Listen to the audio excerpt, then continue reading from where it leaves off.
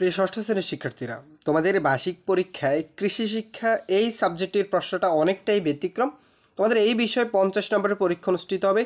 সেখানে তোমাদের প্রজেক্ট উপস্থাপন, ব্যবহারিক পরীক্ষা, শ্রেণী অভিক্ষা, সংক্ষিপ্ত প্রশ্ন, বহু নির্বাচনী প্রশ্ন এবং সৃজনশীল প্রশ্ন সবগুলো বিষয় মিলেই কিন্তু তোমাদের এই 50 নম্বরের পরীক্ষা অনুষ্ঠিত হবে।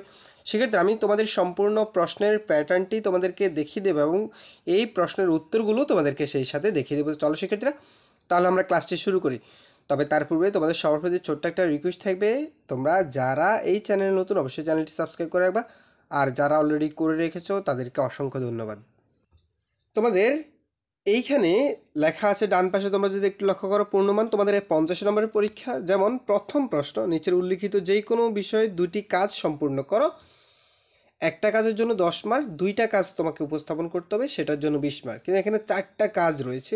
তুমি যদি একটু লক্ষ্য করো, তোমার এলাকায় কৃষি বিষয়ক তথ্য ও সেবা প্রাপ্তির উৎসগুলো দলগতভাবে আলোচনা করে উপস্থাপন করো। এইখানে একটা কাজ, খ, আবহাওয়া ও জলবায়ুর মধ্যে পার্থক্য পয়েন্ট আকারে খাতায় লেখো এবং উপস্থাপন করো। দুইটা প্রশ্ন, তবে কি শাকসবজি চাষ করা যায় তার একটি তালিকা তৈরি করো। চাষযোগ্য মাছের তালিকা তৈরি করে এবং শ্রেণীতে উপস্থাপন করো। এই যেখানে 4টা প্রশ্ন রয়েছে, তুমি 4টা থেকে যেই কোনো দুইটা আনসার করবা। আচ্ছা, এর পরবর্তীতে রয়েছে এখানে তোমাদের প্রজেক্ট উপস্থাপন ও ব্যবহারিক পরীক্ষণ। এইখানে 10 নম্বরের পরীক্ষা, ঠিক আছে। তো এখানে যেমন এখানে 1 নম্বরে বলছে মাটির গঠন নিয়ে একটি মডেল কাগজে এঁকে শ্রেণীকক্ষে উপস্থাপন করা, দলীয়ভাবে বায়ু প্রবাহের দিক নির্ণয়ের একটি মডেল তৈরি করো। এই দুইটা কাজ থেকে একটা কাজ করতে হবে। এরপরে তোমাদের যদি তোমরা একটু লক্ষ্য করো, 2 নম্বরের পরে হচ্ছে 3 নম্বর। 3 নম্বরে কিন্তু একটা রয়েছে অথবা অপশন। এখানে নিচে যে কোনো একটি ব্যবহারিক পরীক্ষণ সম্পন্ন করতে হবে। সেটা শক্তিচালিত কৃষি যন্ত্রপাতি শনাক্তকরণ অথবা মাটির প্রকৃতি দেখে মাটি শনাক্তকরণ।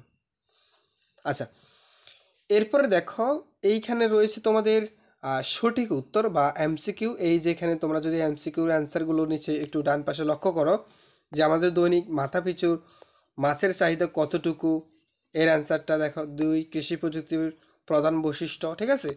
ডান পাশে অ্যান্সারগুলো দেওয়া আছে, তোমরা চাইলে এখান থেকে এই অ্যান্সারগুলো একটু দেখে নিতে পারো। আচ্ছা, ঠিক আছে। এরপর আবার রয়েছে তোমাদের এখানে 5 নাম্বার, নিচে যে কোনো একটি প্রশ্নের উত্তর দাও। এখানে কিন্তু একটাতে 5 নাম্বার, তো এখানে 2টা প্রশ্ন রয়েছে, আমরা এই 2টা থেকে যে কোনো একটা অ্যান্সার করব। এইখানে 5 নাম্বার।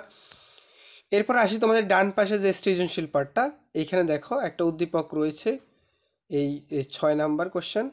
এইখানে বলা হয়েছে নিচের যে কোনো একটি প্রশ্নের উত্তর দাও, অর্থাৎ এখানে একটা সৃজনশীল প্রশ্ন অ্যান্সার করতে হবে তোমাকে।